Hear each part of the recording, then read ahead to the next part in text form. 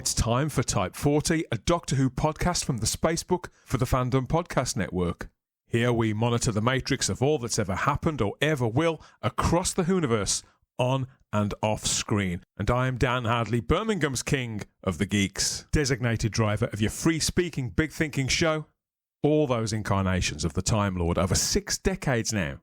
Whenever, wherever and however you started your journey with whichever Doctor, you'll get something out of each and every trip with Type 40. With this full press release published by the BBC Media Centre on the morning of June the 10th, 2026, well, the picture has become clearish, and the main players exposed for their part in bringing down the series once again. I am eager to welcome back regular panellists Charlotte, David, and Gary again to compare and contrast our readings. There may even be a few jokes along the way. Hello, guys. You okay? Welcome back. What a week. I was trying to think of a quote to sort of summarise this, and I thought of the Fifth Doctor when he said, "Oh, it feels a bit different this time." And I think that's sort of, I think, a good summary of where Doctor Who is at the current time. Just a touch, eh, Gary? Plenty to say, plenty on our minds, plenty under the hat to bring forth. Yeah, you know, just as Charlotte went immediately to her quote from the Fifth Doctor, I went to the quote that you see here, which is from the end of Nightmare on Eden, when the Doctor tells Trist, "Go away, just go away." That's the line that's the scene that I thought of. Said with such fatigue in his voice. Yes, David, I think depending on who you are, you're going to feel a mixture of things about the entire scenario right now. But right where I'm sitting, from my point of view, I can see the short-term and the long-term, future and the past, all sort of blending and blurring and bending even into one right before my eyes. Do you think you're ready to get stuck into all of this with us? Or does it seem like an impossible task? No, I just think that somewhere else the tea is getting cold. To be fair, that's what I think. An excellent and succinct summary. Okay, this is what we got, and when we got it, an update on the future of Doctor Who there with a graphic that we've seen many times over the last 8 months. I think we're all, initially, we were quite pleased to see it. Now I'm sort of sick of it. That's how it is now with this image of the TARDIS. It initially symbolised refreshed hope, I think, for the show. And now I think it's anything but. It was hardly a wall of text that we were met with that day. You know, it was dated and very nicely introduced. Today we're announcing an update on plans for the future of Doctor Who, which perfectly reasonable. It's been months since we've had the last one. It seems pretty harmless. But obviously when you take a step back and you see, well, there's not that much there in some senses, but there's more than enough to talk about. It's not often the BBC puts out statements like this. We get used to reading them, and they're usually full of hyperbole. This one far, far less so, for one major reason. Let's take a look at what it says. As part of securing the next phase of the show for future generations and in line with the BBC's charter and agreement requirements, the BBC will put Doctor Who out to competitive tender this year. Doctor Who remains an important part of the BBC, and this tender underpins the BBC's continued commitment to Doctor Who, ensuring audiences will enjoy the show for years to come. They've said this kind of thing numerous times in the last, I'd say, 9 to 10 months since the Edinburgh TV Festival, since just before the Disney deal was publicly concluded. So this isn't necessarily things that we haven't heard before. They're saying all of the right things. Future generations underpins commitment for years to come. They're saying all of the right things, Charlotte. As soon as they mention their charter, okay, this is a statement, this is an announcement, but not like any that we've seen for a number of years.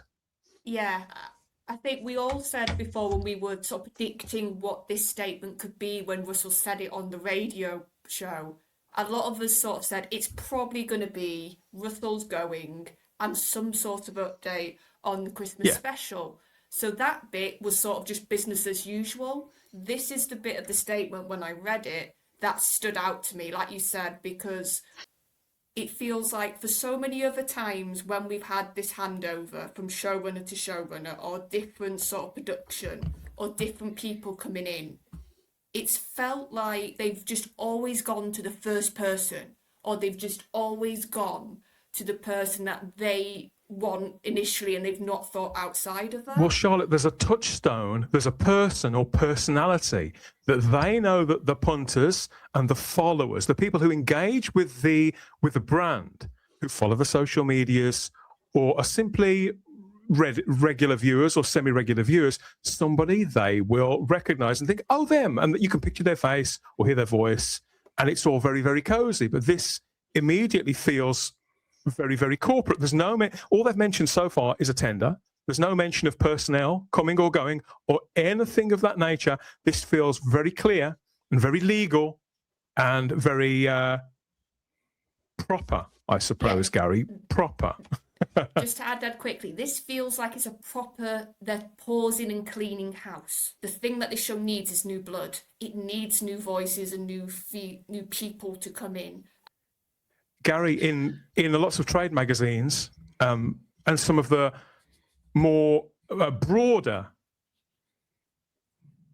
mainstream media platforms, I'm thinking Hollywood Reporter, Deadline, for example, Entertainment Weekly, they sometimes publish articles like this Broadcast Magazine 2 based in Britain, whereby we see the kind of the business end.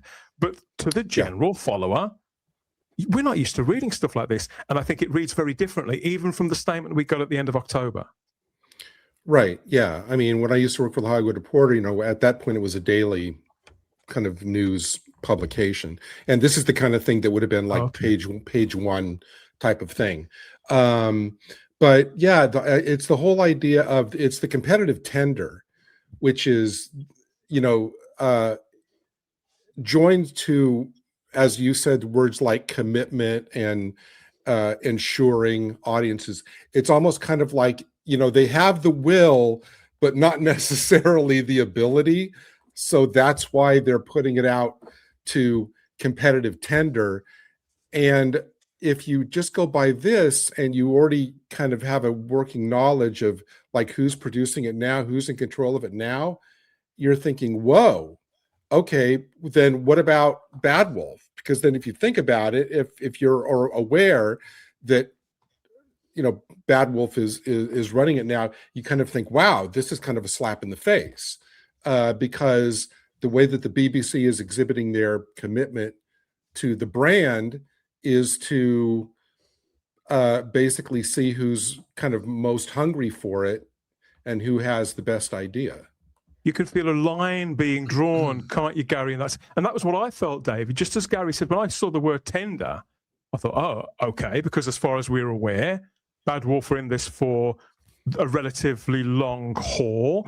As we understand it, they did have a couple more calendar years to run to film material, content, whatever you want to call it, to mount further productions. It's like, oh, okay. I'm starting to see it. So as I was reading it, you are sort of weighing it up, aren't you, between what we thought we knew or things we knew concretely knew, and where this could possibly go from here. This hit social media at the same time. Obviously, they published it at around 11 o'clock on the morning there. So I think they usually go sort of in the afternoon. But I suppose that you probably saw it on social media in the same way that we did. Yeah, it just popped up on my Facebook feed whilst I was waiting to go into yet another dental appointment. There is light at the end of the tunnel on that. I you promise poor bloke. You. Yes, again. And I can hear the millions of violins sounding for me. But but I just saw it. I clicked on it, and the page wouldn't load, and I thought, oh, that means a lot of people are looking at the page. So I had to wait a couple of minutes, and then I got the link and clicked on the link. And I must say that I read it along the line of an England and Wales Cricket Board statement, a football club Here we go. stroke professional. No, what I'm trying to get at is the professional sports club announcement when they say that, by mutual consent, we are saying goodbye to X, and we are committed to the future of the team, the club, the whatever it is, and we're going to invite applications to take us to the next great heights, sort of thing. The one thing that shocked me, and I was jaw to the bottom of the floor, was that Bad Wolf were no longer going to be involved, because I thought that they would keep going for another couple of years yet with somebody else in charge. Now, that really shocked me, because it is a divorce. This is a divorce statement, like when a manager of a club or a sports team leaves. It is very much the legal speak of a divorce statement. We're going our separate ways. The other expression, David, that sort of raced into my mind, you're absolutely right, but the expression that raced into my mind as I was reading this, I thought, oh, okay, what we're getting here is a shit sandwich. Definitely a shit sandwich. So it goes on to say, after careful consideration, the BBC, Russell T Davies, and Bad Wolf. See, everybody is all a collective at this point.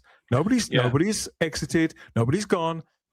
It's a head count of everybody who's effectively in the room around. I view this as like as a boardroom or at a press launch of sorts, where people are lined up Comic-Con style along a long desk or something. So after careful consideration, the BBC, Russell T Davies, and Bad Wolf have collectively decided not to go ahead with the previously announced Doctor Who Christmas episode. This decision was not taken lightly, and we know it will be disappointing for fans. But in order to set the show up for future series, it was decided that rather than bridge the gap with a one-off special, we are choosing to push forward to invest in the long-term future of the show, which ensures that when the TARDIS lands once more, it does so in all its glory. A united there's front. there's so much said there that's not being said. A united front. They haven't taken the decision lightly. It was probably over a liquid lunch, but they haven't taken the decision lightly, which meant that it was likely thrashed out over several meetings, I would say. Yeah. They are acknowledging a responsibility towards the fans who've been rather led up the garden path, I feel, in the last 8 or 9 months. Let's not forget, they did launch their last announcement with this graphic that we've come to know and begrudgingly love over the last few months. And now, just as we suspected a little while ago, it's not only not returning this Christmas, this production is not happening at all. We did speculate up to a point about this, didn't we, Charlotte? We considered it was an option that the special may disappear entirely. Other people felt it could be bumped to another public holiday, generally, because it's a special. So you wouldn't just put it on any Saturday night. You would wait for the next bank holiday, public holiday, whatever. So a lot of people felt that way, but it seemed very clear that this was unlikely to meet its Christmas deadline. Whilst I thought there was a chance that it could disappear completely, I did feel like that was more on the outside. Yeah, you sort of had two things going on at the same time for the last couple of months, haven't you? You've had Russell's sort of little statements he's given or little bits of interviews when people bring up Doctor Who to him, even though, and I've said this I think on previous streams, every time Doctor Who got brought up, you could tell Russell was not comfortable. You could tell he wasn't welcoming the question, let's put it that way. No. And you could just see he was giving very vague answers, but he was still maintaining that there was going to be a special at Christmas. Even in Doctor Who magazine, which has been brought up now to sort of haunt him a bit, he was still talking about this a couple of months ago, apparently. Yeah. That it was, and so you've had that in one sort of sphere going, and then you had what we were seeing, which is what's actually happening on the ground here. They've not started filming yet. They've not like announced a date to start filming. They've not announced any cast. They've not announced anything to show that this production was at any point in the next couple of months going to start being made. And like we were all saying, the later you leave it, even though Doctor Who can be done close to the deadline, it still isn't ideal. You want to get this done with enough time to make it, to have special effects, to market it, to sort of build up all that. So I think we were seeing something's not right, something's not reading right here, and that's what made us all speculate and sort of say Christmas is looking more and more like a hope and not a certainty. And I think that's what they would pick. Eventually, they had to sort of break their silence. They couldn't keep this pretense. Yeah. And I think that's what's really going to scupper them now, that they were saying it was going to happen. And I think for fans who were still really looking forward to this, or was still wanted to see this era have one last sort of ending point and to be able to finish, this has been taken from them. And that's the other thing of this. I think they're now having to wallow in their own embarrassment. That's what I think the whole not taken lightly is a bit about here, because they know all the newspapers the last day and a half in the UK has just been Doctor Who's cancelled, Doctor Who's scrapped. That's never happened before. We've never had something announced with a press release. We've never had a showrunner keep on that it's happening, and then all at once, no. And then the other thing that struck me in the press release of this bit was, like you said, they've not gone, oh, it's delayed, but you're going to have it at this date. They've given us no date, no timeline, no commitment to anything on TV with any certainty at all. And I think they've done that on purpose, because they've learned now that they've been burnt from announcing a Christmas special and having to now say it's not happening. They can't do that again. So it's sort of this idea of they want to make Doctor Who. I think they do honestly want to keep the show going. I think they know if they get the right people in, this show has a chance of coming back to life and being what it should be. But it's all, we're back in uncertain times, I think, more than ever. And that's what this part of the statement really sort of showed to me, that Doctor Who, it's not disappearing off the face of the earth and never coming back, but it's in an incredibly precarious position. I think the most precarious it's probably ever been, if I'm being perfectly honest. The language is sort of straddling two different tones here. So we've got something softer. You know, we reach out to the audience. We're aware you're disappointed. We've not taken this lightly. You know, it's a lot more friendly, a lot more cozy. And then we're back into the sort of the corporate speak. So it's gradually getting a little cozier. I mean, what springs to mind with me with this, Gary, is it's something that Charlotte's just raised. We've never had this before, but as you know, when it comes to movies, following movies and TV shows, movies get announced and given a release date in the cinema theatrically, and then have their dates pushed back by a few months, sometimes brought forward even. But that's quite commonplace in cinema, because they've got obviously theatres to put their films into. They're jostling for release dates with other films distributed by other studios, all these other things. So it's quite commonplace in film.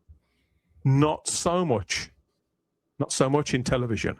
But to announce something with the kind of fanfare that they did in late October, now to have to walk that back so expressly, and even though a certain amount of contrition is expressed, I can't help but get the feeling this is lip service too, and it doesn't sort of dull the feeling of, oh, this is, I think, whether we were looking forward to the special itself or not, this feels quite sharp. I think this enters with a very sharpened blade. Like you said, I see this part of the press announcement, I kind of split up into two parts. The first part is the first sentence, which in my mind, I think can be reworded as we've all decided that the services of Russell T Davies and Bad Wolf are no longer required. Basically, I think that's kind of it's like, come on, let's lay our cards out. That's what's being said. Yes, yeah. We've decided to part. Yes. They've decided that they have no choice but to leave. But in the second part, I don't know. And I've read this a couple, 3 times here just in the last minute to make sure I'm not putting my own interpretation on it. I actually think that you can look at the second part of this as saying we want to set the show up for future. We want to invest in the long-term future of the show. We want to ensure that the TARDIS comes back in all its glory, but we've decided that it seems like implicit to what they're saying is that the special would have accomplished none of that. Aren't they? They're saying they're saying that, you know, in order to set up the show for future decision, we're choosing to push forward. We decided that rather than that, so basically the special wasn't going to accomplish any of those ends. Otherwise, they probably would have stuck with it. So that's basically, to me, like a massive dink on the special and saying, look, we realized that it was based, whatever it was or whatever it not was or whatever, and we'll get into that. We decided that no good could have come from producing and airing this special. I actually think that's kind of how I'm interpreting, you know, reading between the lines in that. David, how about you? Yeah, it does really sort of mutual consent sort of things. One thing I just struck me sometime today, and I've remembered the thought whilst we've been on here, is that just let's not forget that Tim Britton, isn't it, the new Director General of the BBC, is a massive Doctor Who fan. Oh, you were close. It's Matt Britton, but I see Matt where you've got Britton, mixed up with Tim Davie because they look like the same bloke. Yeah, Tim Davie, yeah, and they're all the faceless same person. So Matt Britton, is a massive Doctor Who fan, and so he, I'm sure, will have his views about the recent sort of series. And it does seem sensible that rather than a sort of sticking plaster to cover up the interesting decision to have the floaty head of Billy Piper on at the last minute at the end of the last episode, to sort of resolve that, they've just gone, oh, right, can we just sort of get rid of all this stuff and sort of maybe take it forward a bit better? And what would you think of and how to take it forward? Okay, right. We're not going to do that. We're going to put it out to tender, and we're going to let somebody else have a go, because 3 individuals have been responsible for the last 20 years compared to 9 individuals for the first 17 years of the original run. So there's a line that I'm paraphrasing from the current England cricket coach, Brendan McCullum, who's a New Zealander. And my paraphrasing of it is that if you can't change a person, change the person. So this is a sort of thing. If you can't change a production company, if you can't change a way that a production company is going to treat the show and develop the show, change the production company. So it's a bit of a sort of thanks for all you've done. Right, on to the future. We're going to carry on with somebody else. David, you've conjured up pictures of people sat around a boardroom playing with their lanyards.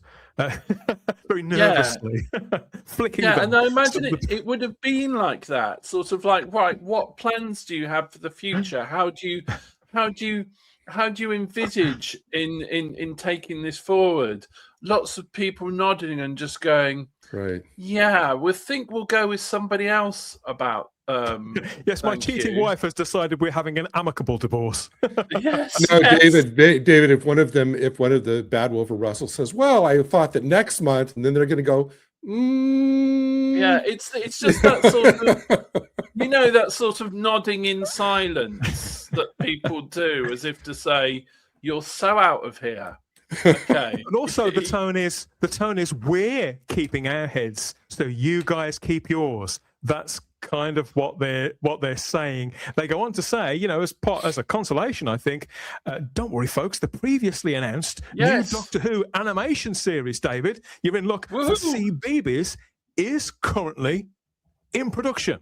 So there's your sweetener. Okay, for people who haven't been paying attention or have simply forgot, obviously if you're over 6, then there's no reason why you would remember this one, Charlotte. This was announced a little while ago. Again, they put this out to tender as well, the BBC press office. They offered people to pitch to produce an animated Doctor Who series for the preschool market that was going to go on CBeebies and BBC iPlayer, which was eventually won by the studio Blue Zoo. Very, very reputable setup, Blue Zoo. Congratulations to them again. Mm-hmm. But this has hardly been something that we've been sort of counting the days for. It's one of those, oh yeah, and there's that series for the nippers, Charlotte. Well, do you know what's funny? And I'm not going to lie, my brain did go to this a bit. It was like, so basically, our current Doctor is probably going to be the Doctor in this series. Like, it's not going to be on BBC. It's not going to be the show we know. Yeah, Billy. It's going to be a cartoon Doctor running around, and they're the current version. But we haven't got a current Doctor. That's the problem. But that's my point. Like, whoever's in this show is going to be the Doctor on screen. Yes. He's going to inherit the mantle, yes. David. Is that?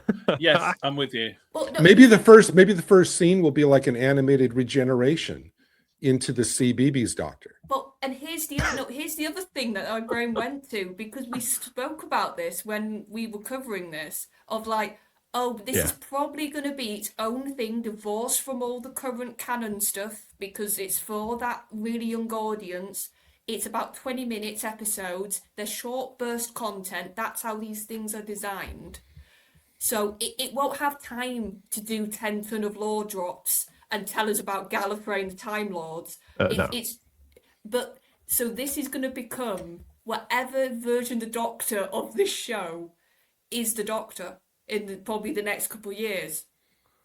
And a bit of me thinks, did they know that when they were sort of planning this? Not Russell's end, but BBC's end, like you were saying, David, those boardroom people who were like, we need some version of the character to still be out there. I doubt it because I'm not entirely convinced that the Doctor will necessarily, or a Doctor will necessarily be a lead character of this show. I think this was conceived to carry the IP forward, to permeate the IP with a different demographic, Gary. I think we've talked about it before in the way that Sarah Jane did, in the way that Torchwood did, and because, like, as we've spoken about, other IPs have similar, don't they? There's a Star Trek show called Cadets right now doing exactly that. Doesn't feature any pre-established characters. It just looks like a pre-teen version of Star Trek.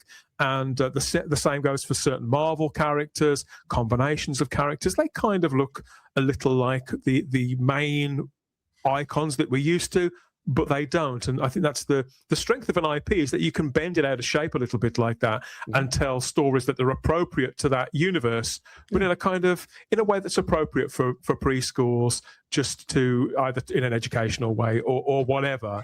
And so I don't think this has any real bearing on it at all. And so I think it's rather bizarre on the surface at first sight. It's rather bizarre that this is in here. But then when you think about what David was saying and the fact that this is that parting of the ways, this is that divorce settlement statement, it's more talk connecting back to the IP rather than just the telly show that you know and love.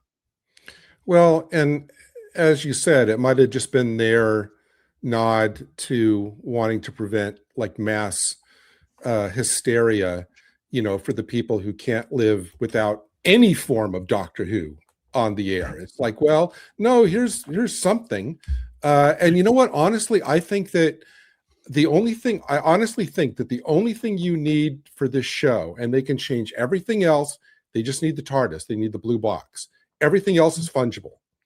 What? And do you know, Gary,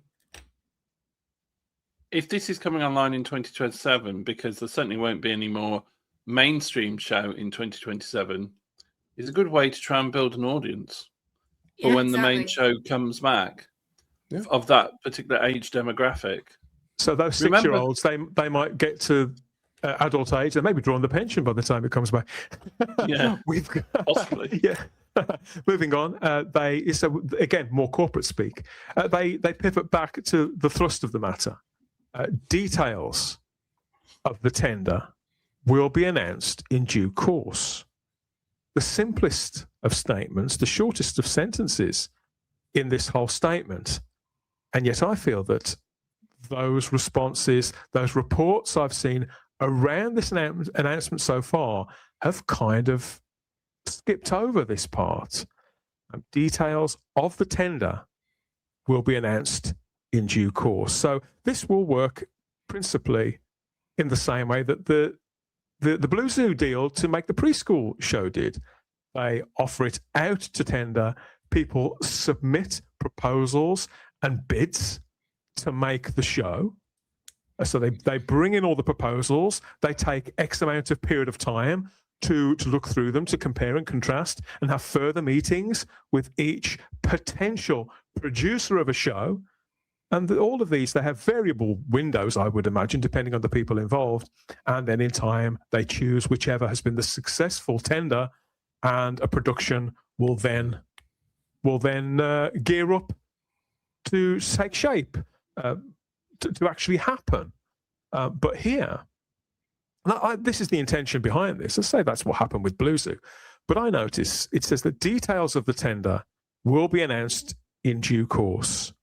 What I'm taking from this is that as of right now, in June 2026, this isn't actually open to tender yet. This is something they are considering doing in the future. When they announced the CBeebies show, they immediately had a portal, a website where people would go to on the BBC website and download the proposal, the targets that they needed any potential production company to hit, and what they were looking for, to download them, to take it away, and then prepare their proposal. With this, there's nothing like that. We have it capped off with "in due course," which are the exact 3 words that they used in the press release last October when they announced that Christmas special. This show is not open for tender yet. This IP hasn't gone out yet. It's just signaling an intention to do so at some point in the future. Charlotte, am I reading that correctly? Because I'm getting the impression that all of the media outlets have missed this. No, that was my reading as well, of that this is them, I think, saying what they had to because of all the heat, because of the news reports, because of the fan speculation and the rumours circling. I think we are seeing, for the first time in a while, a BBC on the back foot being forced their hand to having to come out and say something. And because it's been forced, they haven't got all their ducks in a row yet. They haven't got all the details yet that usually they do have with these sort of things. And you're right, they've not said in so many months, they've not said when, like, a window of anything, and that's what keeps cropping up throughout this press release. There's no windows, folks. There's no timeline. There's no dates. And I think that's why fans, I'm hoping, are sort of picking up here that we're probably not going to see Doctor Who for a while. And I think this is them sort of softly trying to say that without saying it. I would And agree. statements like that is them doing that of sort of... And here's the other thing. Even if, let's say, in a couple of months this goes out, I'm just sort of doing a guesswork here. That still means the process of accepting all the possible people coming has to happen. You still need to listen to all the pitches. You then need to pick the production team. You then need to set up. There's so many steps for this to get back on the road again, and it feels like we're back to that point of Doctor Who having to rebuild again and sort of reorient itself and restart again. And that's what statements like that really gives me the feeling of, those sort of, that idea. David, the tender process is commonplace, obviously, in all kinds of business. We've seen it. I suppose the most high-profile example I can think of in recent years was Elon Musk acquiring Twitter, as was, and turning it into X. You know, he made several sort of dad joke puns based on that. Love me tender, and all kinds of memes like that. So I think that's the most sort of high profile in recent years. But this is commonplace, isn't it, in the corporate world? Yes, and the BBC are obliged to, under the Broadcasting Act of 1990, to have a certain percentage of drama and programs made by independent production teams, or at least offer the opportunity for independent production teams to bid for programming. And that takes time, and it takes time to set up. You have to obviously make sure that the divorce from the previous production team is all legalized and clean, and the I's dotted and T's crossed. And every tender sort of process has to be fair, has to be accountable, has to be auditable, and has to run a certain period of time so that enough bidders can bid, and there has to be certain checkpoints and reviews. And as Charlotte said, pitches can be heard. So I sort of read this and I just thought, okay, so realistically, a tender process can take anything from 3 to 6 months. Then obviously somebody's awarded a contract, and then you obviously have to get people in to write scripts. And after you've and then after you've written scripts, you then have to find out who's available for pre-production, everything like this. And when TV was a bit more simple, in 2005, when the new series was announced, don't forget it was announced 18 months before it was actually transmitted. A good 18 months. Yeah, it was. Before, I think it was in September. I think it was sure it was September-ish time. October time, because they had to. Yeah, they were planning on announcing it on Doctor Who Day that year, November the 23rd. But it had started to leak out, and people were starting, obviously, because enthusiasm. So it sort of forced an early announcement. You're quite right. So that was a good 18 months before it appeared on screen. Now, with everything far more bureaucratic and taking far longer to get to the screen, you would envisage that this process could mean that even if a tender opportunity began tomorrow, it could take 6 months for an approved production company, to get the contract. And then you're looking at 2027. So at the earliest, if that timetable was to be, this is all hypothetical, please don't take my word for it, because I'm in the dark just as everybody else is, but it could not be until mid-2028 at the absolute earliest that we would get something on screen.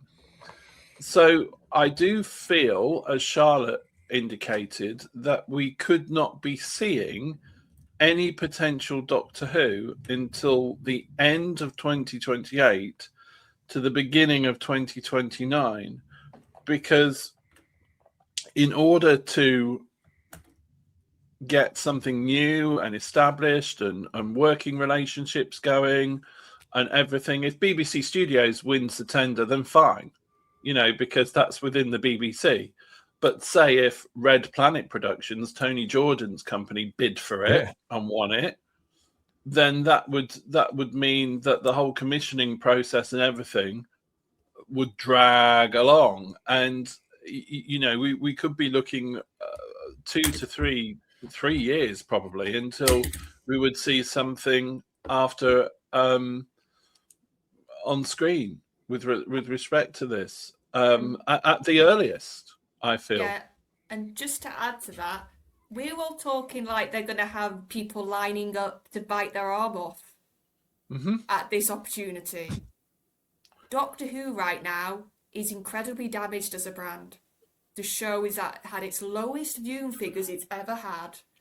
It's had incredible bad fan feeling for years at this point. Bad press. But can I just come back on you on that one as a sort of mini challenge, Charlotte? But that might encourage more people to bid for it, because at the moment you can't get any worse than what's gone on. Okay, so production companies could be saying, look at how this finished. Okay, it's not finished very well. So actually we can't make it any worse than it has been. So anything we do will be a success for us. He said because it's reached its rock bottom. Because at least in 1989, and this is a serious point. No, so I agree with you. You've got what you've got with Doctor Who is a sort of franchise that is a sleeping giant. It's a giant that's been tranquilized to sleep and really abused to sleep.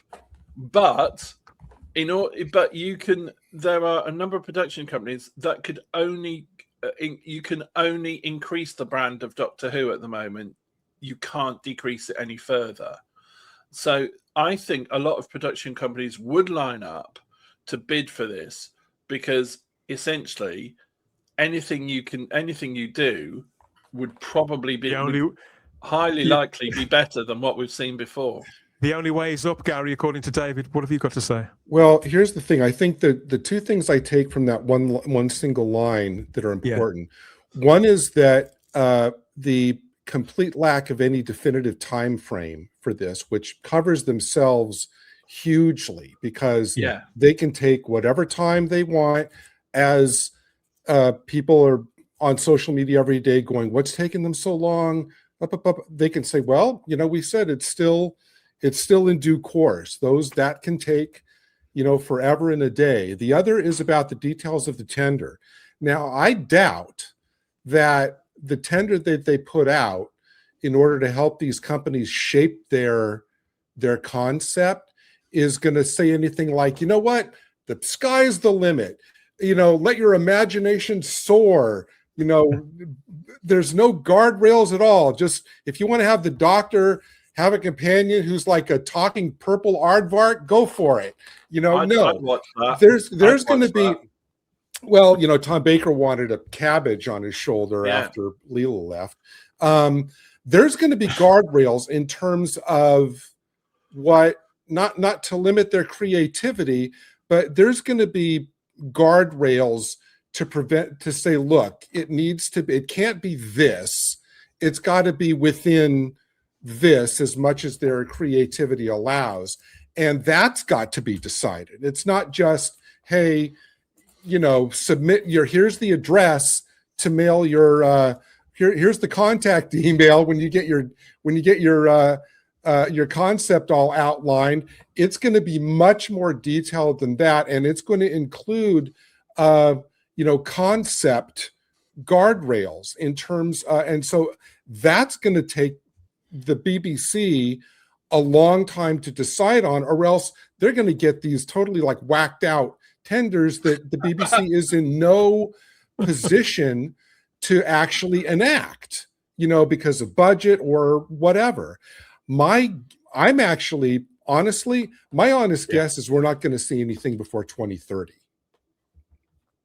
Yeah, it's so, I think just as David said, I mean, it's all so hypothetical. Literally anything could happen. And just as Charlotte's identified, there's no, these windows, they're sort of throwing them all open and they can just be adjusted along the way. I wouldn't quite describe it as smoke and mirrors, but it's falling back onto that legal framework to say, okay, this is serious now. The signal is that, okay, we've accepted you're in the room, but this time you're going to have to be quiet, everybody, because the adults are talking. And I think that's reasserted in the tail end of this. The BBC, they finish off with this. The BBC retains all IP in Doctor Who. BBC Studios will continue to lead the global distribution of Doctor Who, as well as licensing, consumer products, digital and immersive experiences on behalf of the BBC. Mm-hmm. In other words, keep your hands off. Yeah. This to me struck me as kind of a very polite, well-mannered notice to anybody interested in putting a tender out. You know what? Basically, we're still the boss.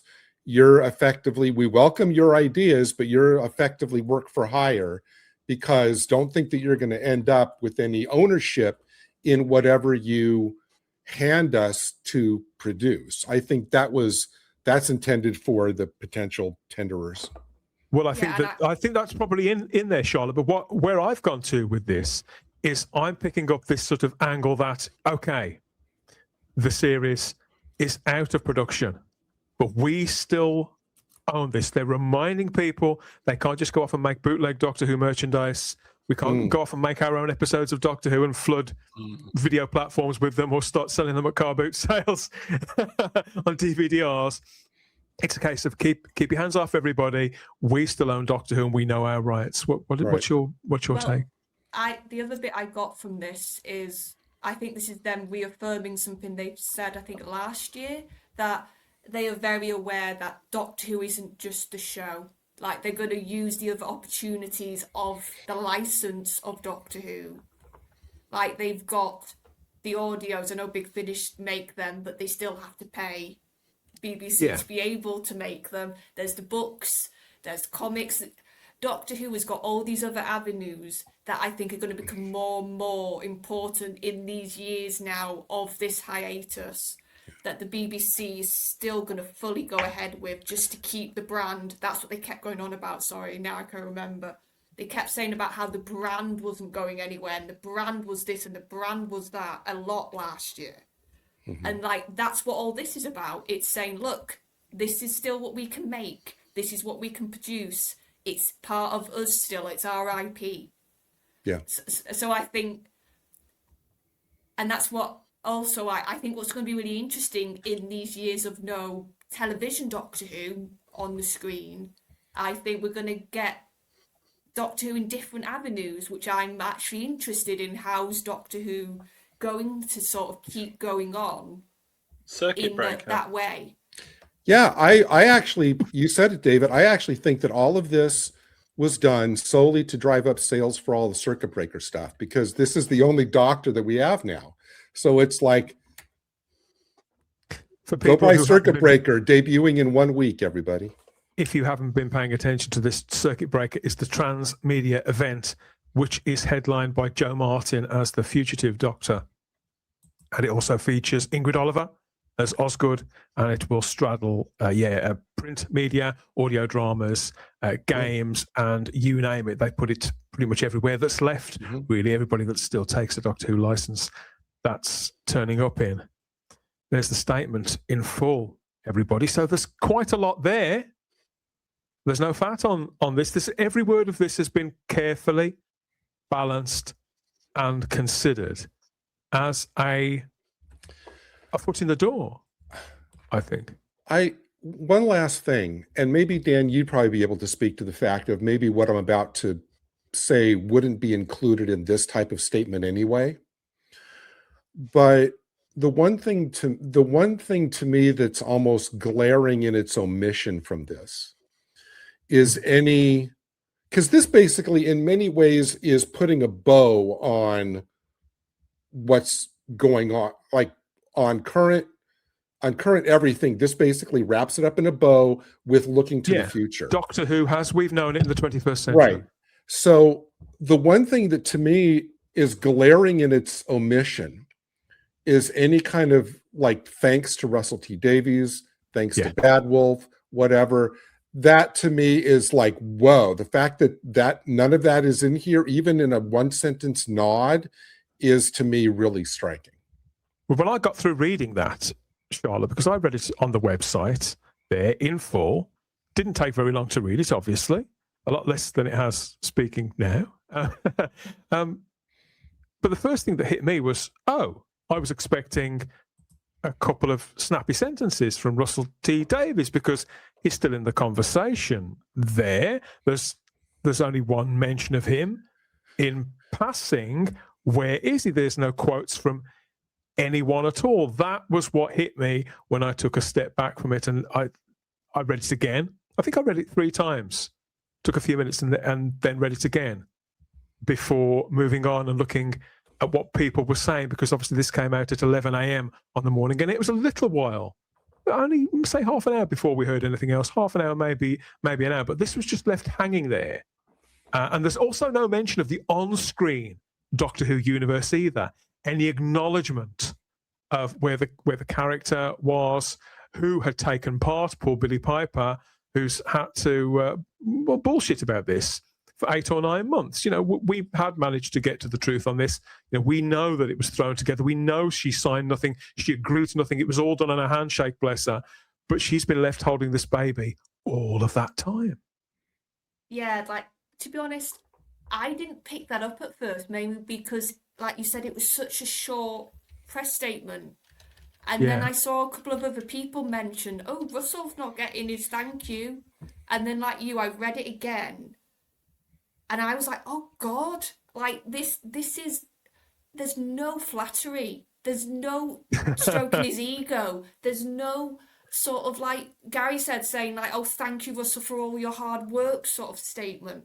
Because I remember I said, oh, we'll go with flowers. And this is the opposite of that. Yeah. And I think that just shows, and this is me very much reading between the lines, but I don't think it's that hard to read, honestly.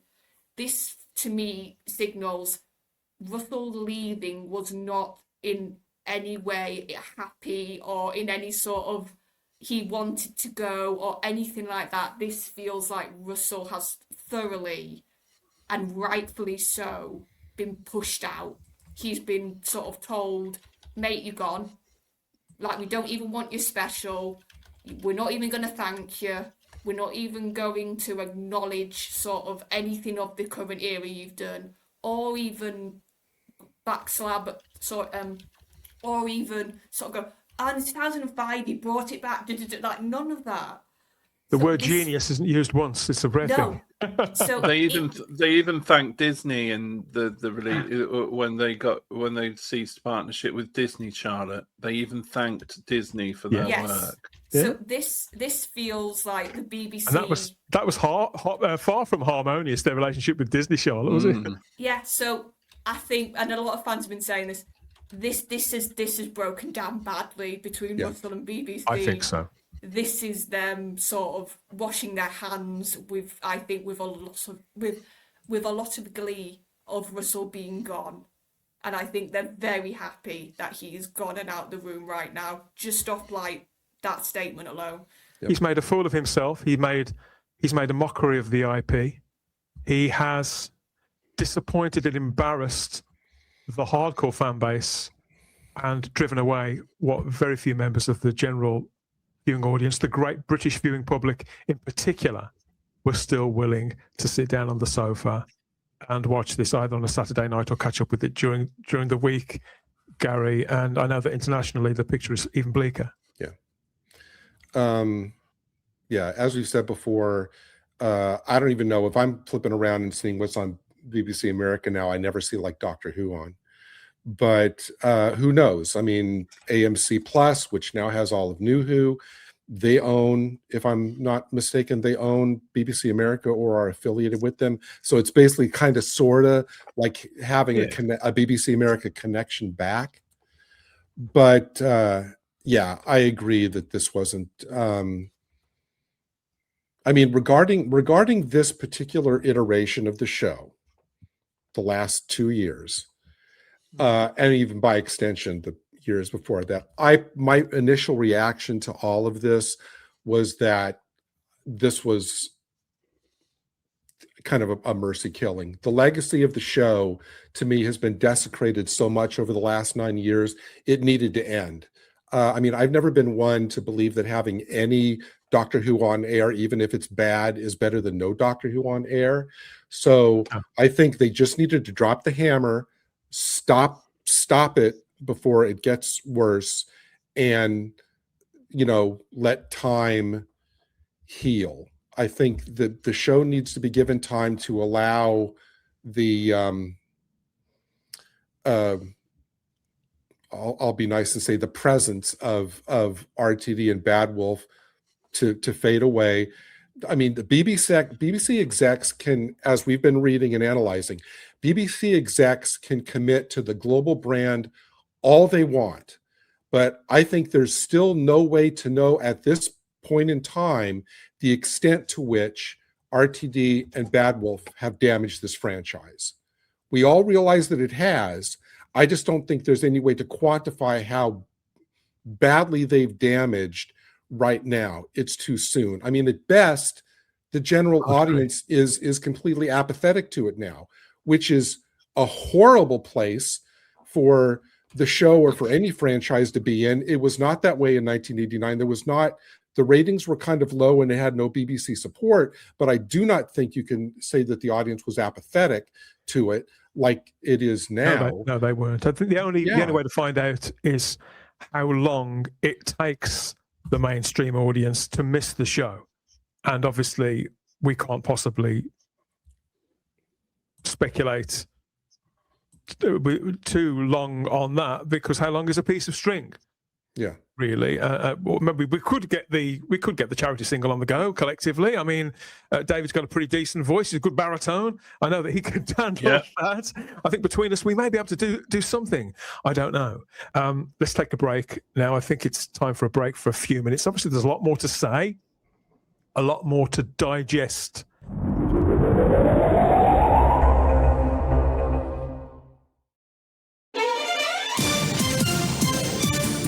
Thank you for listening. We hope you're enjoying this podcast. Here are the other great shows on the Fandom Podcast Network.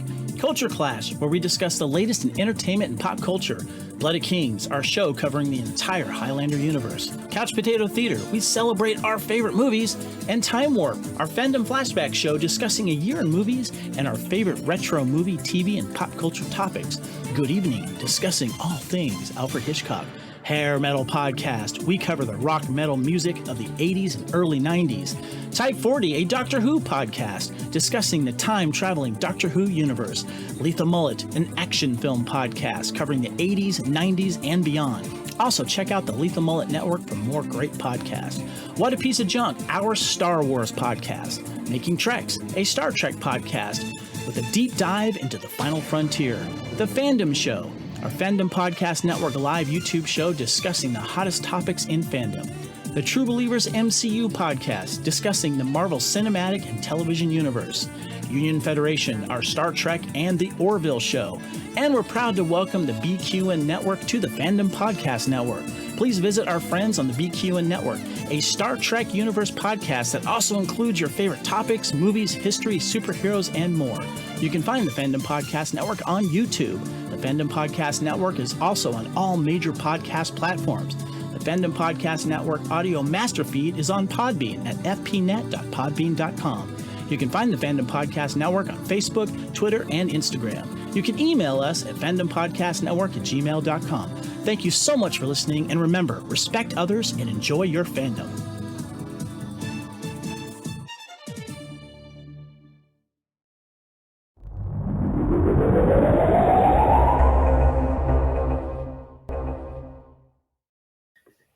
And you can treat yourself or treat your other selves to a little something from a selection of merchandise over at the Fandom Podcast Network's TeePublic store.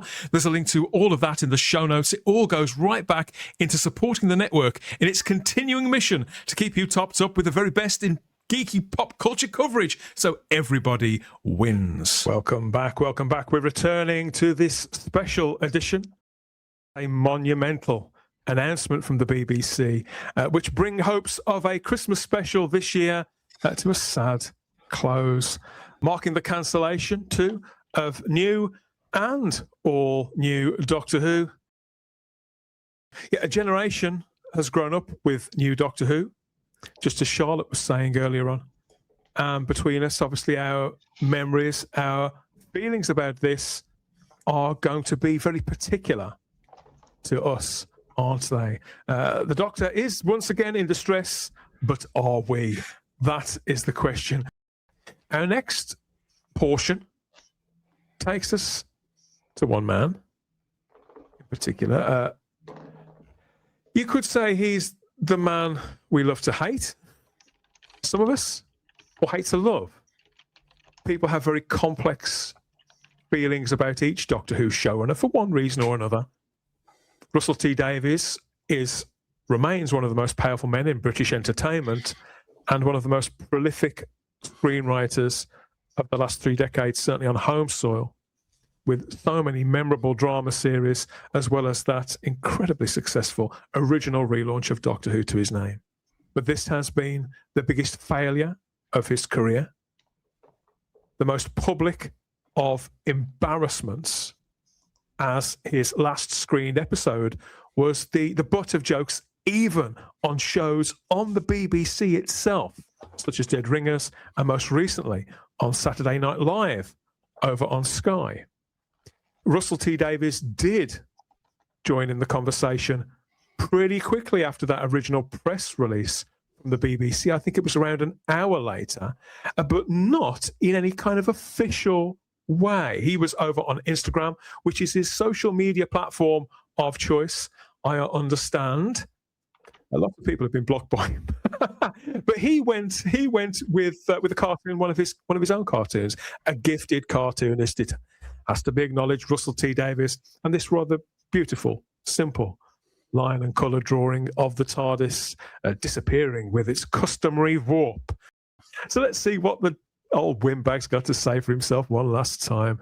Okay, Russell T Davies started with, and so goodbye, all caps, goodbye.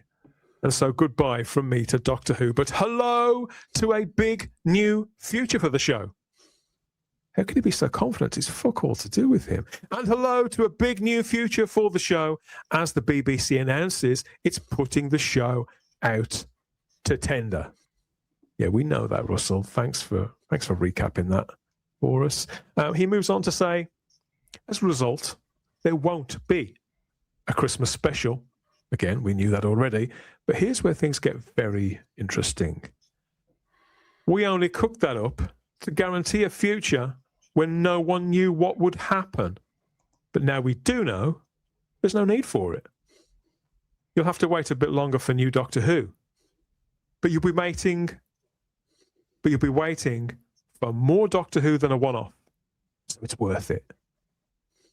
Even though he's got no idea who could possibly make it or how any of us feel about it at all. We only cooked that up to guarantee a future when no one knew what would happen. Charlotte, quelle surprise. Well, Billy sort of let that cat out the bag, didn't she? When she basically said, oh, it was like 2 months before the air date I got the phone call. But the beginning is so Russell, isn't it? It's all positive and brilliant and it's this new future, like you said, but there's no details about this new future. It's very clear the BBC's been vague, but Russell has to put a shiny sort of bow in it and make it sound good. But like you said, this is where it gets interesting when he starts talking about no script. And they only cooked it up. And just that to me is that shows perfectly Russell's attitude of just just let stuff fly. It doesn't matter if we make it or not. Let's just announce a special. Like, it's so lackadaisical, isn't it? It's so like, I don't have to think about the consequences of my own actions. Yeah. Because he probably knew that he was out the door. So it's going to be somebody else's problem to fix. What a tosser. Well, the important thing to remember, Charlotte, we cooked that up. Not yes, him. who's the we? There you go. Oh, yeah. That's a good point, Gary. Who's the we? Who are the co-conspirators? Obviously, we can't blame Disney for this. In fact, I'm not a big fan of Disney at all, but I don't hold them responsible for any of this shit. Who did they cook that pearl up with? Who are the guilty parties? As a result, there won't be a Christmas special. We only cooked that up to guarantee a future when no one knew what would happen. But now we do know there's no need for it. This is kind of what you were saying, Gary, in that, oh, there's no need for this. It can't have been that good. It was just a stopgap. And is it really that easy? Is Doctor Who actually quite an easy show to just throw any old shit at the wall? Or even if it's for people's Christmas Day, or anything will do. Just bang that out and get it out, and that'll hold the door for them. Well, this is only the first intimation in his entire post about there was some less than truthful things going on. I think the next portion will show the meat of it. But there's no the word cook up. We cook that up. That's clearly, implies them, you can see them sitting around a table. Oh, what can we do to, string people along, string fans along to, make them think that, we know what we're doing. We've got something coming.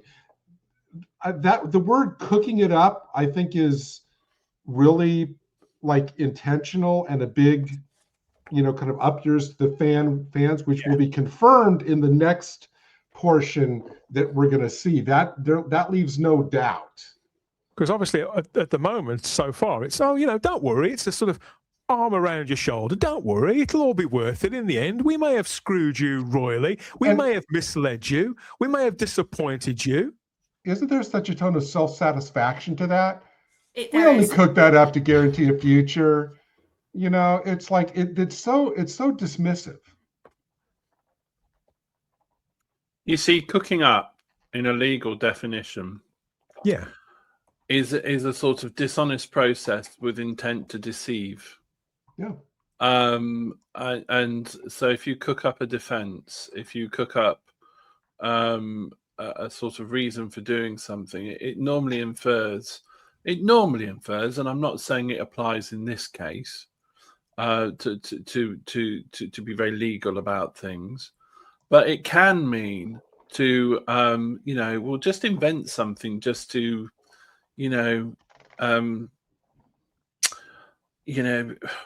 just be a bit deceptive about what's going on, and throw the dog a bone. to sort of throw the dog a bone, keep people happy, kick the can down the road, and just to stop people speculating. It doesn't cook it. The phrase "cooked up," "cook that up," or "cooking it up" is not a phrase I like to hear from a professional. In any industry, whether that be writing, whether that be acting, whether that be in the police, justice, health service, education service, no matter what, accountancy. Well, you all know cooking the books comes from a accountancy. So it's just not a really good phrase to use. I'm playing the ball here, not the man. Okay, yeah. I am absolutely saying, if you want people to read something that you're putting out in a sort of goodbye, and to leave people with a good impression of you, I would never advise using the phrase "cook that up" or "cooking it up." It just is not a good phrase to use. And then it follows with the whole you'll have to wait a bit long, the whole about waiting for long, but it's worth it. So in effect, he's saying, look, we lied. I'm admitting we lied, but you're going to get more Doctor Who at the end. So stop your whining, shut up, and go away.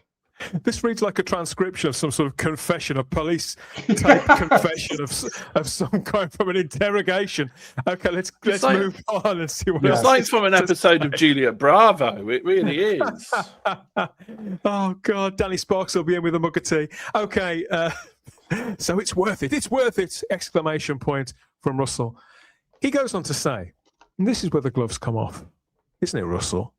For the record, there was no script. I never wrote it. And no actor was ever approached to play the next Doctor. You may disagree. Fine. Sit in that chair and wait to be proved right. You'll be waiting a long time. Oh. And he's got his little picture of the chair. He couldn't help himself, could he? He had to have a last little dig. Yeah. A last little This is where it gets nasty. This is where we start to see the real Russell T Davies that people in the TV industry have been telling me about for several years. Well, this is the petulant Russell prat who's used to getting things his own way.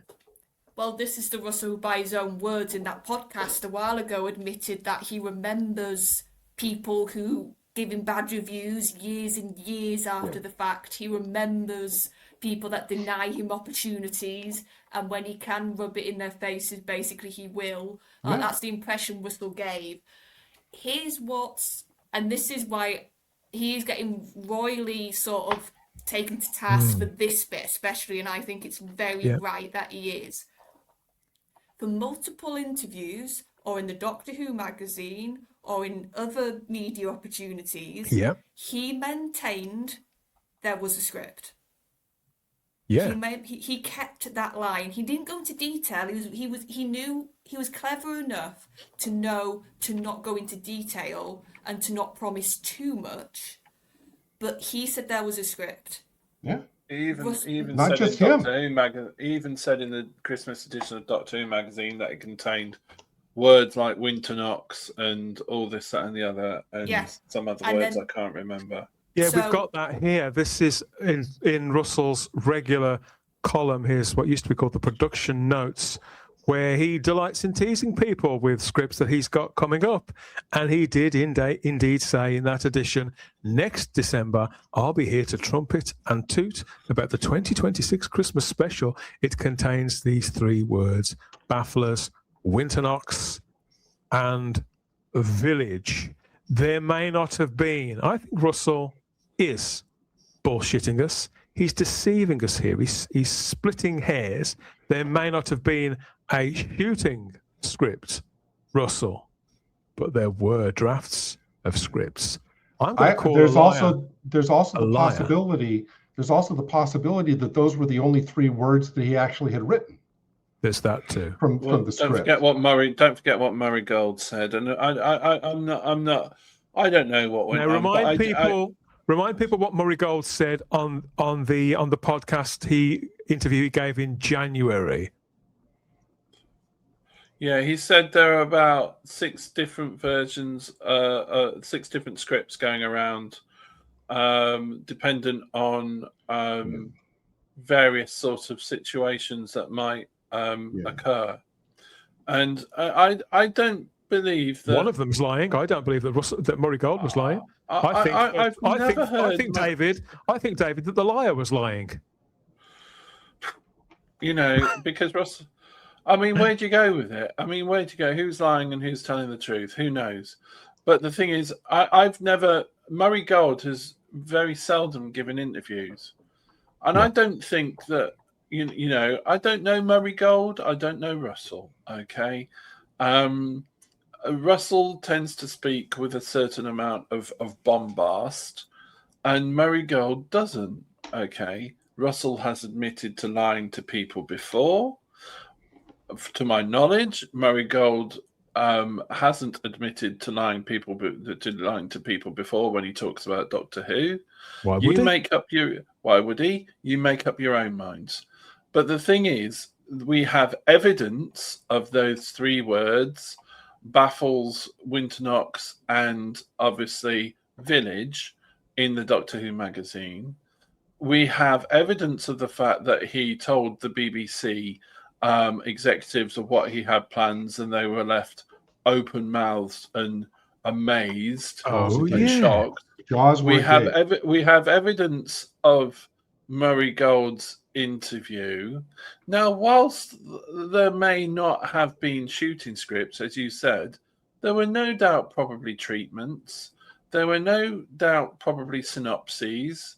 There were no doubt probably story outlines. So, effectively, Russell could be saying, well, there never was a shooting script. Well, then, tell us that there wasn't a shooting script. But, why say in those two occasions that, I've told the BBC what it's all going to be about. The special is going to contain these 3 words, and I'll be back next year to trumpet about it. And then you get the Murray Gold thing. So the evidence doesn't look favourable to the fact. Then there's the fact, David, that we know from our multiple trusted sources that this special was due to film in February and March. They can't film the thing without a script. I've spoken to people who were contracted to work on that, who had allocated, who had booked their time and had to go and find other work. Russell, you're lying again. What happened around February and March, in the BBC? A new Director General was announced because the previous Director General had to resign over various things that had gone on, previously. Another scandal. And so you get the scandal before, and there's been 3 or 4 scandals since. Exactly. That was over an editorial problem. That was sort of swept under the carpet a little bit, and then it came back up again. And so he had no choice but to go. So there was a changing of the guard. So when there's a changing of the guard, generally everything seems to be sort of reviewed. And I'm not saying that the two are linked, but it is a bit of a coincidence as to why suddenly then something just halted. Is it linked? Maybe, maybe not. But I just think that there has been too much said and written that would cast doubt on the issue around the writing of something. As you mentioned, that people were contracted to give them work to begin the production. So what changed around that time for things to sort of stop? Yes, there was a changing of the guard with the Director General. There may have been other sort of issues, cast availability. There may have been a whole review. It could have been a number of things, but something definitely happened around that period of February and March. Something obviously happened. Charlotte?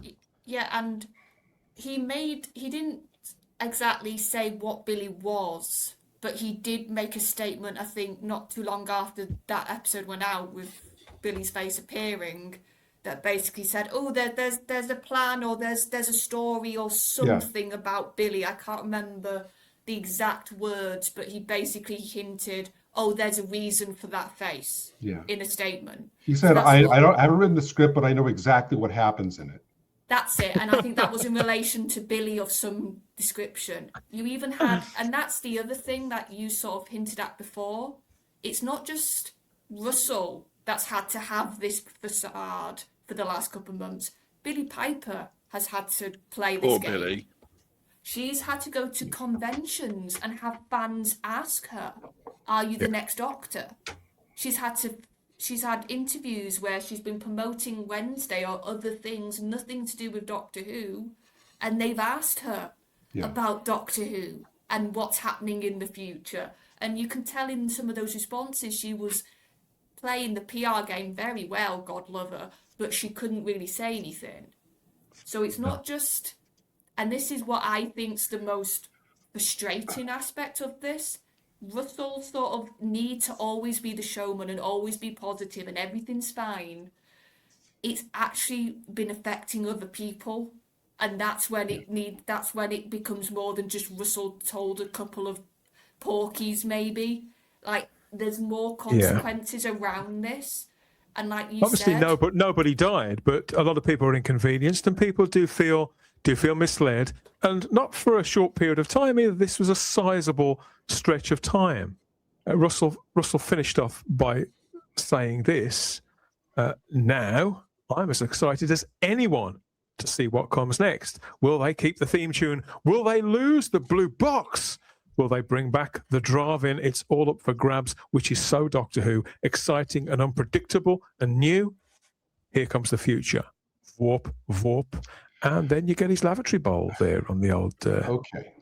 on the picture, Gary. All right. So when I first read this, you know, as my jaw moved closer and closer to the floor, at the you know, unmitigated, you know, arrogance of the whole thing, I thought, first of all, you know, he would have done himself a bigger favor by posting just the cartoon. But as Charlotte has said, he can't help himself. Second, I would give anything to know what the bigwigs at the BBC, especially those who, as we've said, mentioned the existence of the special four. I'd give anything to see their faces as they read this thing from him, because he's basically throwing them under the bus, potentially, as part of the we who were intentionally deceptive for whatever reason. If it's true, I'm sure they didn't want that to get out. So I'm sure they loved reading this, you know, final big kind of like up yours from Russell. But, you know, the image that popped into my head, because I wasn't at the point yet of assuming maybe Russell's lying about the script thing. I was just taking what he said on its face. And my reaction to that is like, okay, so then fandom collectively is Charlie Brown and Russell is Lucy pulling out the football, basically. That's what he's painting himself in this. I think it's very appropriate that this era ends with a final display of Russell's huge passive-aggressive arrogance and utter contempt for the fans, where he can unashamedly admit that he and the BBC have been flat out lying to everybody's faces. If anyone out there is an apologist for RTD after this, I don't think anything will convince you. But I find it really interesting that Russell would rather be seen as an abject liar than to make the humiliating admission that the BBC probably flushed whatever ideas he did have for the special. It's like he can't admit, oh, I presented them a lot of ideas. They said, no, we don't want that. Do you have anything else? No. Okay, thank you. He'd rather admit and be seen as a total liar than to make some kind of humiliating admission like that, because as we've talked about many times before, he proudly proclaimed, nobody tells me no. Well, I guess now we know what happens when somebody tells him no. You know, he throws everybody under the bus and kind of like storms off. But I also love the fact that he ends it. Will they keep the theme tune? You know, will it be the blue box? So basically, it's inconceivable. So it basically, like, if I leave, they're going to basically have to rework this franchise from the ground up without me. Because without me, they're not going to have anything. They might have to redo the theme tune. They might have to, you know, change the box. It's like, yeah, Russell, okay, that one last little, you know, display of your little arrogance there. I mean, this is just so passive aggressive. It's astonishing. This feels like he's flipping off the entirety of the fan base to me. Yeah. This is a tone that I've never seen from Russell before. It's not something that's particularly surprised me. As I say, his reputation goes before him. Obviously, none of us are all good. None of us are all bad. Could you imagine if JNT had said a similar thing? Ooh, he just never would have. He never would have. I know that JNT wasn't perfect, but no, never. You know, because a lot of people have compared Russell T Davies to the end of the JNT era, unfairly. I have to say, unfairly. The situations were completely different. But JNT, I see this as Russell T Davies, because JNT felt a burden of responsibility that he carried with him for the rest of his life, that he was sat in that chair when Doctor Who ended in 1989. With Russell T Davies, I see an overgrown man-child who's never failed so publicly before, and this is how he takes failure. When the audiences reject his work, his ideology, his teachings, his instruction, this is how he behaves. When the fandom who used to treat him with reverence say, well, hang on, Russell, you've crossed a few lines here, we're not on board with this, and when there's even a limit to that, this is how he reacts, with one giant middle finger. And you're quite right, throwing colleagues under the bus. And obviously the BBC would not have signed off this. This is a personal statement on his own social medias as he leaves behind this cultural institution in considerably worse shape than when when JNT did, and when Russell T Davies picked it up in 2002, as I understand it was when he first started talking to the BBC about it.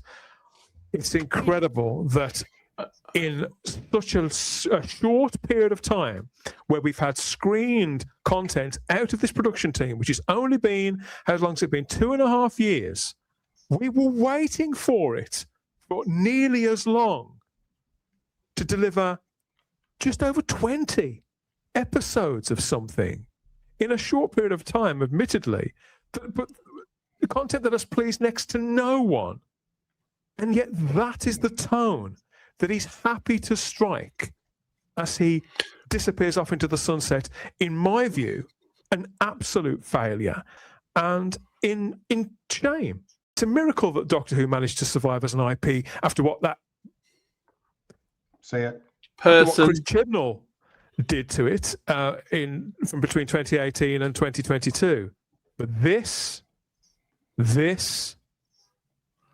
no.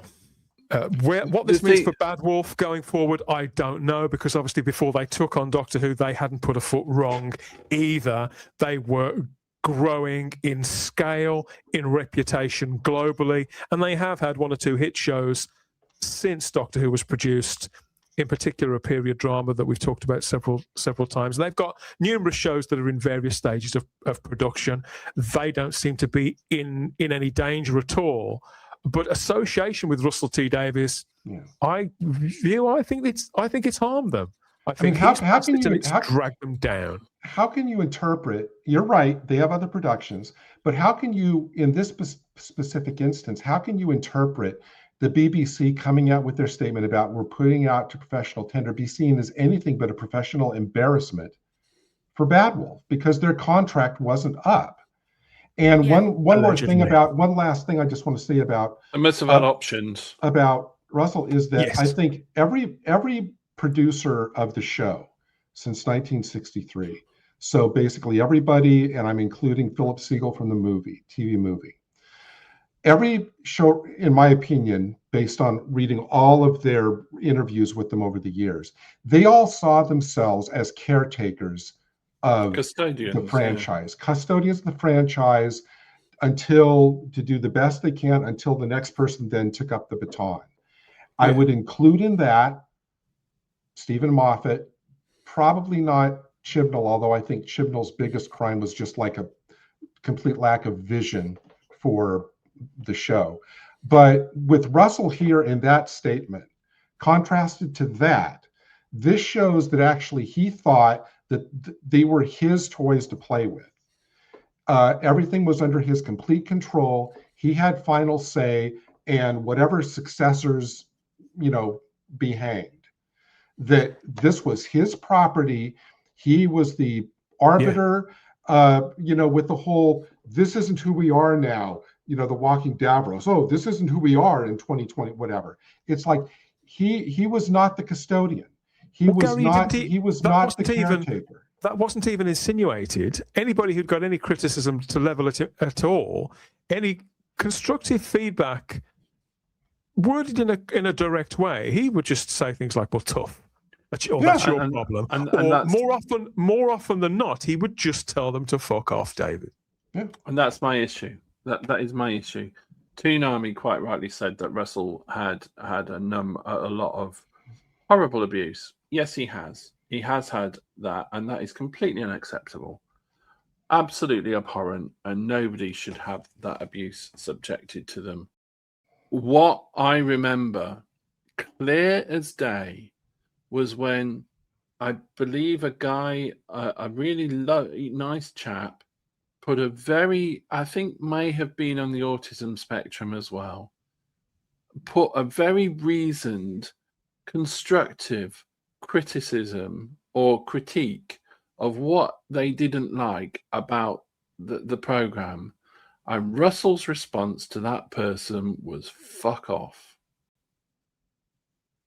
Now, the thing is, for me, criticism, fair criticism that is respectful, that is evidenced, that is well written, you should expect completely from anybody. Nobody has to like or dislike what you do, okay? If you find 50% agreeing with you or disagreeing with you, you're doing pretty well, okay? Because nobody normally gets more than 50% of people agreeing with them. So that is one thing. Absolute hateful abuse, completely unacceptable.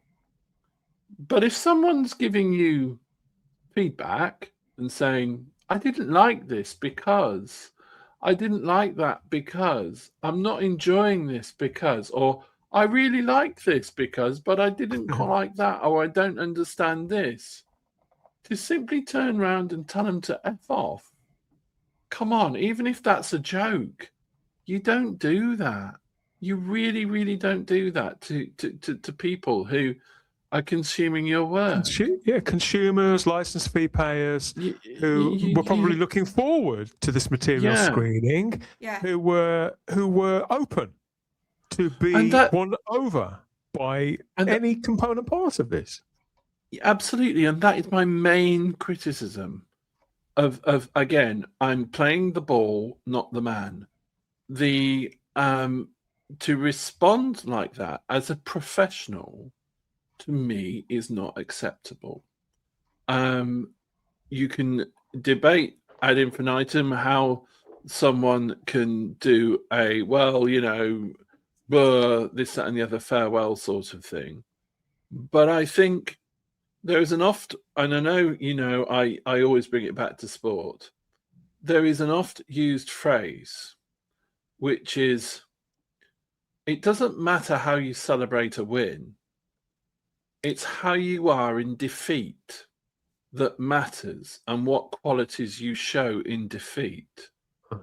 Now, to me, the last two series of Doctor Who was a loss. Okay, it would be, in a sporting vernacular, it would be, you know, a 10-0 drubbing at home to your closest rivals.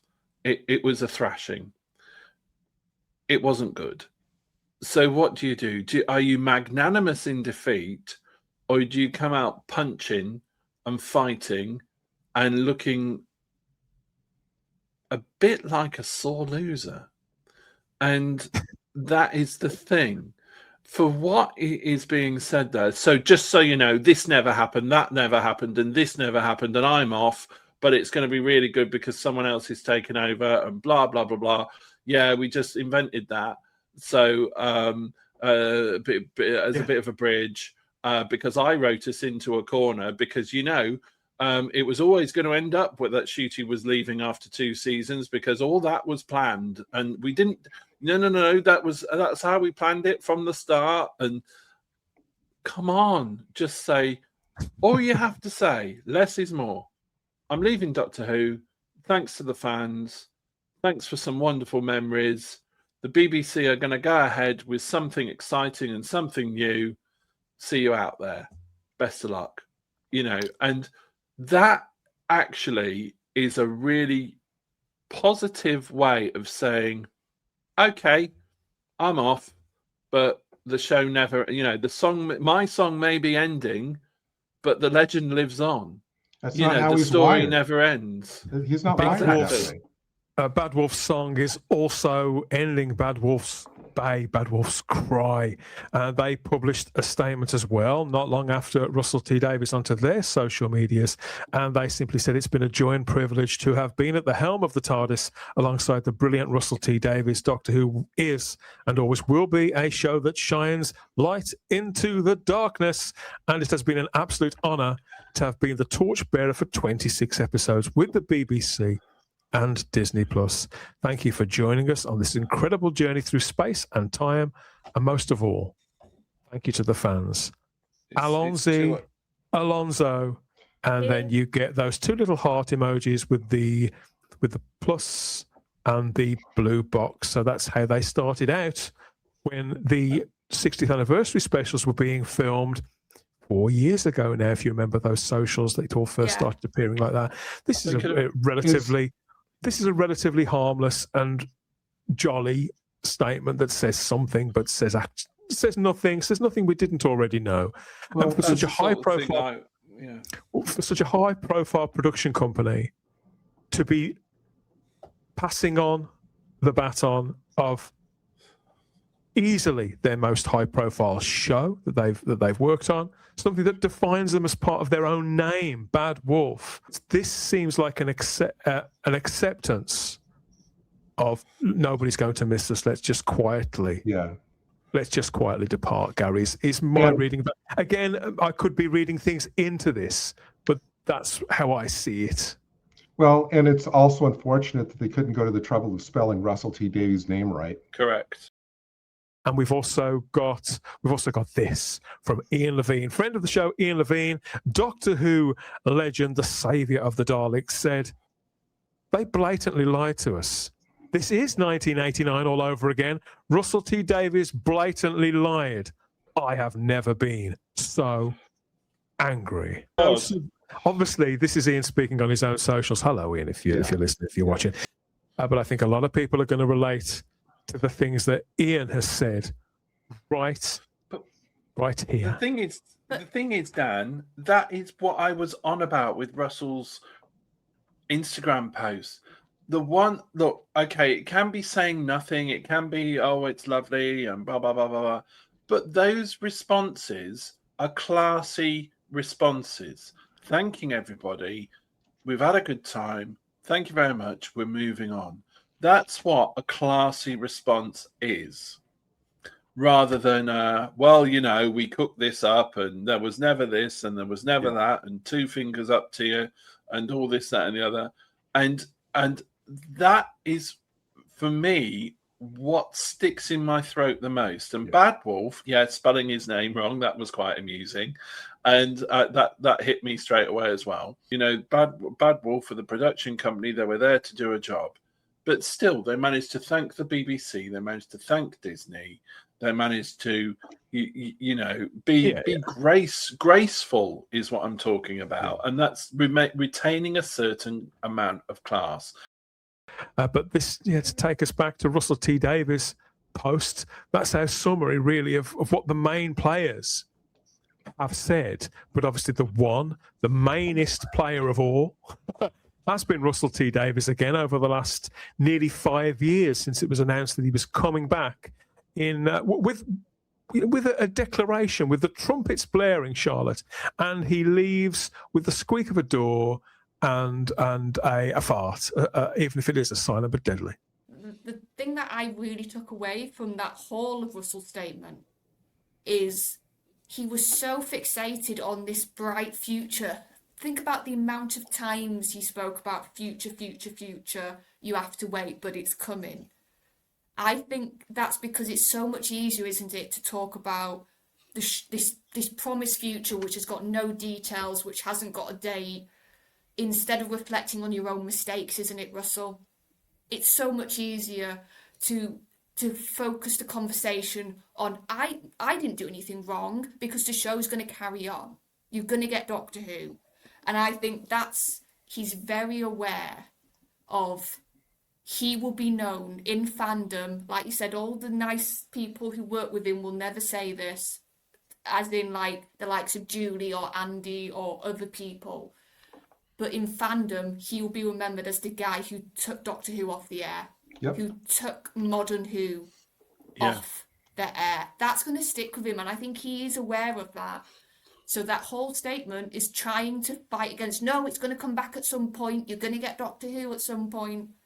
Because in his hearts of hearts, and I do think once you get past all the ego and all the bluster with Russell, he does know he's the one that did the absolute worst job when he came back.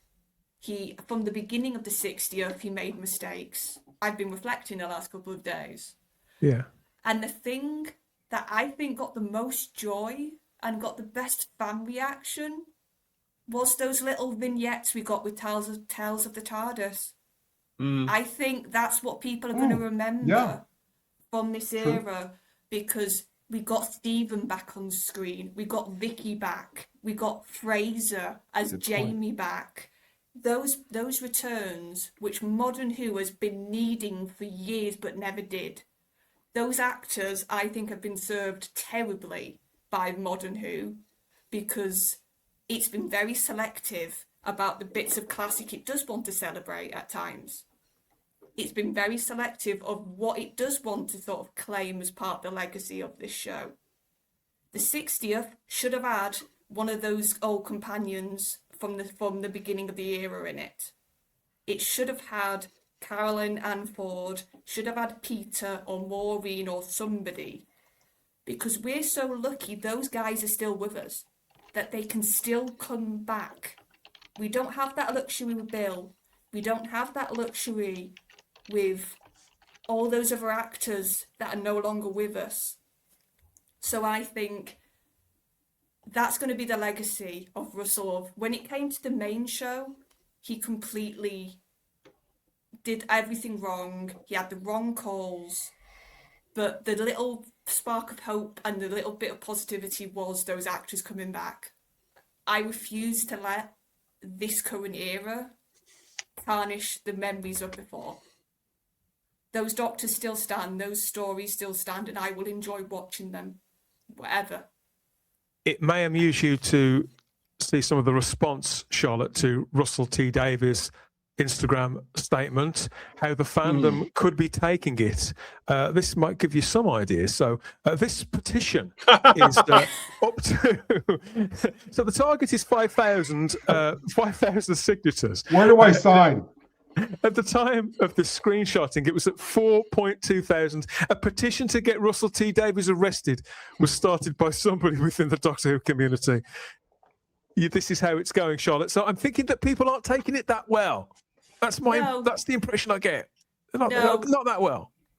And it's fully deserved in Russell's door. And it's not all Russell. It's easy to blame it all on Russell, but this is why I also think Bad Wolf are out the door. They co-signed his stuff. Yes. They could have stopped it. Fair enough. They are very much Julie, Jane, and Phil.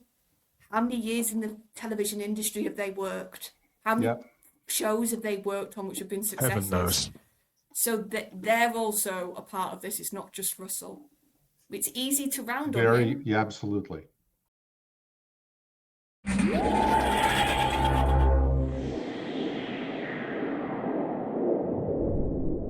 There's the gurgling and the rumbling, calling time on another conversation. But there's more on the way soon enough. Look out for that, wherever it was you found this.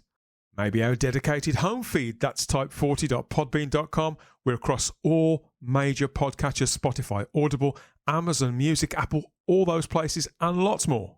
See us as well as hear us on our YouTube and Rumble channels with enhanced video editions of every show. And there's exclusive extra videos and live streams too. Not forgetting our mothership, the Fandom Podcast Network's master feed. Please consider a trip sideways in time there for more quality, practically daily shows from the FPN. Make contact through our social medias. Have your say on all of this and that. Instagram and X at Type40 Doctor Who. Email us type40doctorwho@outlook.com. And there's still the Type 40 Facebook group too. Of course there is thousands of other Doctor Who fans from all over the world, maybe a few other worlds too. Rants and raves, discussions and debates, issues of the moment or the ongoing storms. It's all on the wall there at the Type 40 Facebook group. Get stuck in with fellow fans and companions. I'm beyond feeling angry now. I'm just very sad, and I'm very, David, just very sad that it has come to all I can this. advise you, don't get sad. Get even. Yeah. Get even. The Radio Times haven't said much, which really isn't like them when it comes to Doctor Who. Stephen Moffat has given they call it an interview. Come on, the Radio Times are a bunch of blaggers. He's given a quote to the Radio Times, which simply says this: "No clue what's going on. All news to me. No idea what's coming either. But brave heart, everyone. It's a cliffhanger. The Doctor always survives those."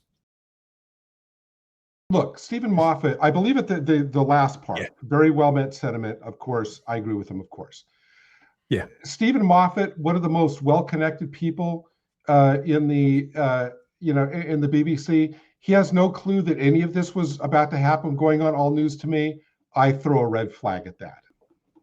Doctor Who's own iconography, Doctor Who's own legacy. Yeah, that'll live on. Considerably wider, more lofty than Russell T Davies, and it will escape. It will always live on. Yeah, out I of believe his that. Yeah, looming, falling shadow. The TARDIS, the Daleks, the Doctors, the things that stay with people, depending on the kind of fan you are. A lot of people like the speeches, for example, the music, the way it made them feel. That will gradually endure if people are given time. If people are given time to miss it. We've been talking about the seismic update on the future of Doctor Who there from the BBC on June the 10th at 11 a.m. in the morning. That is still rippling through the fandom and the mainstream media. It's all that's been on our minds. We've got into the bulk of it here to begin with. The story will doubtless continue to evolve, but the long and the short of it is the Christmas special isn't going to be happening. Doctor Who itself is out to tender. Who knows how long that will take? We'll be looking at that in greater depth too in the future, which means that no Doctor Who will be filming for the foreseeable future. It's out of production and to be continued. The last sight of the series, New Doctor Who, that began with 2005, was the appearance of the much-loved Billie Piper as Rose Tyler, as the Doctor. We'll probably never know. Drawing to a close, 26 episodes, which have divided the devoted audience and, let's be honest, driven what very few members of the British public were turning up for it. It's driven the bulk of them away, and the ratings down to record lows in a really short period of time.